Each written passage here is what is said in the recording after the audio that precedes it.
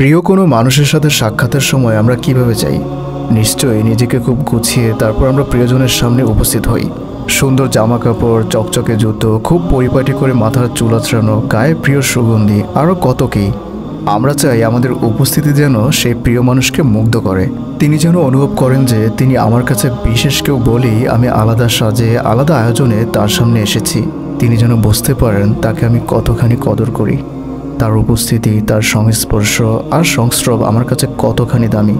যদি এমন হয় আমাদের সেই প্রিয়জন যদি খুব গণ্যমান্য কেউ হন, যার ডাকে হেলে পড়ে জনতার স্রোত, যার কথায় মুগ্ধ আর মাতোয়ারা হয়ে থাকে শ্রোতার মন, তার সামনে যেতে হলে আমরা কিভাবে যাব? যদি এমন হয় সেই প্রিয়জন বা প্রিয় মুখ যদি হয় খুব ক্ষমতাধর, চোখের পলকে যিনি ঘটাতে পারেন অবিশ্বাস্য সব রদবদল, যার আঙুলের ইশারায় দেশ কিংবা মহাদেশে পড়ে যায় শোরগোল, তার সামনে দণ্ডায়মান হতে হলে আমাদের বেশভূষা কেমন হবে? চলুন এবার চিত্রটাকে একটু ভিন্নভাবে ভাবি। দুনিয়ার সমস্ত প্রিয়জন, প্রিয় মুখ, গণ্যমান্য আর ক্ষমতাধরের তুলনায় বিশ্বজাহানের অধিপতি আল্লাহ সুবহানাহু ওয়া তাআলা কি অধিকতর প্রিয় মুখ, প্রিয়জন, গণ্যমান্য আর ক্ষমতাধর নন? দুনিয়ার সমস্ত রাজা আর বাদশাহ, সমস্ত ক্ষমতাবান আর দাপটওয়ালা, সমস্ত মহামানব আর মহাকুতুবের কারোর সাথে আল্লাহ সুবহানাহু ওয়া তাআলার শান আর মর্যাদার এক বিন্দু কণারও কি তুলনা করা যাবে? তাহলে একবার ভেবে দেখুন, দুনিয়ার প্রিয়জন আর প্রিয় মুখ, গণ্যমান্য আর কুতুবদের সামনে যেতে হলে আমরা যে পরিমাণে সাজগোজ করি, দুনিয়ার একজন ক্ষমতাধরের পাশে ঘেঁষার জন্য আমরা নিজেকে যেভাবে প্রস্তুতি নিয়ে সাজাই, সেই সজ্জা, সেই সাজবার রুচি কোথায় হারায় যখন আমরা প্রতিদিন 5 বার আল্লাহ সুবহানাহু ওয়া তাআলার সামনে দাঁড়াতে যাই?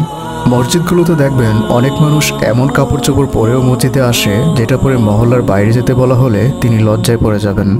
অনেক সময় মুখের দুর্গন্ধে পাশের মানুষটার সালাত আদায় করাই কঠিন হয়ে পড়ে। না, আমি এটা বলছি না যে মসজিদে খুব ভিআইপি সাজসজ্জায় আপনাকে আসতে হবে, কিন্তু আমরা এটা কেন ভুলে যাই যে আমরা যার সামনে দাঁড়াতে যাচ্ছি তিনি বিশ্বজাহানের অধিপতি। তিনি তো রাজাদেরও রাজা, বাদশাদেরও বাদশাহ, সমস্ত আসমান আর জমিনের তিনিই একচ্ছত্র অধিপতি। দুনিয়ার একজন ঠুনকো নেতার পাশেও নির্দিষ্ট ড্রেস কোড ছাড়া অনেক সময় দাঁড়ানো যায় না।